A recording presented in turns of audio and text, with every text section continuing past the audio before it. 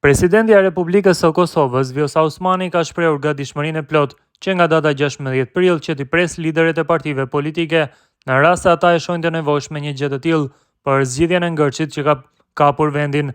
Këshilltari për media i Osmanit, Bekim Kupina, ka deklaruar se deri dje si president nuk patën asnjë kërkesë nga liderët politik për një takim të tillë.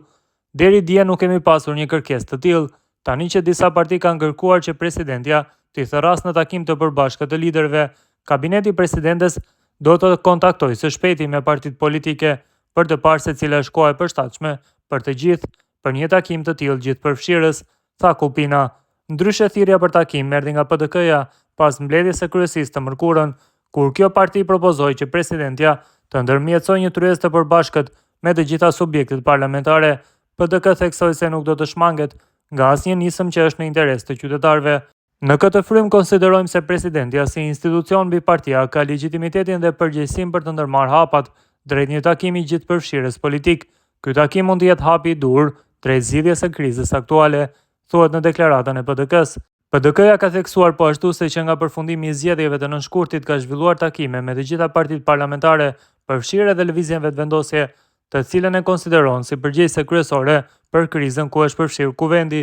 Pas reagimit të presidentes Osmani, nga Lidhja Demokratike e Kosovës ka reaguar zëdhënësi i kësaj partie Besjan Mustafa, i cili ka konfirmuar se LDK-ja është e gatshme që të shkojë në takimin që do të thirret nga presidentja e vendit për zgjidhjen e krizës politike. Natyrisht se po, gjithëpërfshirja është pikërisht thirrja jon, ka thënë Mustafa. Presidentja e Kosovës, Vjosa Osmani, ka shprehur edhe një herë gatishmërinë e saj të plotë për të zhvilluar konsultime me liderët e partive politike në vend në funksion të zgjidhjes së ngërçit të krijuar në kuvendin e Kosovës, i cili tashmë për të 6-ën herë me radhë ka dështuar të konstituohet. Lajmi është bërë i ditur nga këshilltari për media i presidentes, Bekim Kupina, i cili përmes një deklarate për media theksoi se presidentja ka mbetur e hapur për dialog dhe bashkëpunim institucional në përpjekje për të tejkaluar krizën politike. Presidenti Osmani, nëpërmjet letrës drejtuar kryesuesit të seancës Avni Dehari me 16 prill, tashmë u ka ofruar përfaqësuesve të partive mundësinë për takime, duke shprehur gatishmërinë e plotë për konsultime lidhur me situatën në kuvend, kurdo që ata e shohin të nevojshme, ka deklaruar Kupina. Në letrën e saj, presidenti Osmani ka vënë parë rëndësinë e bashkëpunimit institucional dhe nevojën për një komunikim të hapur ndërmjet partive, në mënyrë që të mos vazhdohet me blokadën aktuale parlamentare, e cila po ndikon drejt për drejt në funksionimin normal të institucioneve të Kosovës. Sot për herë të 6 me radhë, deputetët e Kuvendit të Kosovës nuk arritën të konstituojnë kuvendin dhe të zgjedhin kryetarin e ri të legjislaturës së 9. Lëvizja vetëvendosje e cila ka kandiduar Albulena Axhiun për kryetare të kuvendit nuk e ka arritur të sigurojë shumicën e nevojshme të votave. Në votimin e sotëm, vetëm 57 deputet votuan në favor të Albulena Axhiut, ndërsa 47 ishin kundër dhe 3 të tjerë abstenuan. Kjo tregon edhe një herë se partia në pushtet nuk po arrin të sigurojë shumicën e thjeshtë prej 61 votash të nevojshme për zgjedhjen e kryetarit të kuvendit. Ky rezultat është treguesi një polarizimi të thelluar politik dhe i mungesës së një konsensusi ndërpartijak për të çuar përpara procesin parlamentar.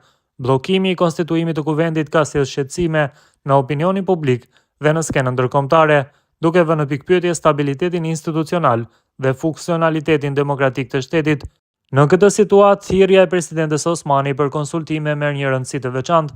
Analistët politik kanë theksuar se një marrëveshje ndërpartijake është e domosdoshme për të dalë nga ngërçi dhe se një ndërmjetësim i mundshëm nga kryetaria e shtetit mund të jetë kyç për të arritur kompromisin.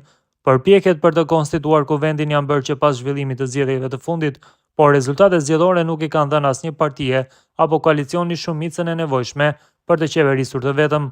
Vetëvendosja, megjithëse ka dalë partia më e votuar, nuk ka arritur të sigurojë aleanca të mjaftueshme për të pasur shumicën në kuvend. Partitë opozitare kanë kritikuar qasjen e vetëvendosjes, duke thënë se mungon gatishmëria për dialog dhe se kandidimi i një anshëm i Albulena Axhiut për postin e kryeparlamentares nuk i kontribuon zgjidhjes së krizës. Ndërkohë, vetëvendosja ka akuzuar partitë e opozitës për bllokim të qëllimshëm të procesit dhe për mungesë vullneti për bashkëpunim institucional. Në këtë klim të tensionuar politike, mbetet për tu parë nëse thirrja e presidentes Osmani për konsultime do të pranohet apo jo nga liderët partijak dhe nëse do të çojnë në ndonjë zgjidhje konkrete. Nëse situata nuk ndryshon, ekziston mundësia që Kosova të shkojë drejt zgjedhjeve të parakohshme, një skenar që tashmë po përmendet gjithnjë e më shpesh në qarqet politike dhe mediatike të vendit.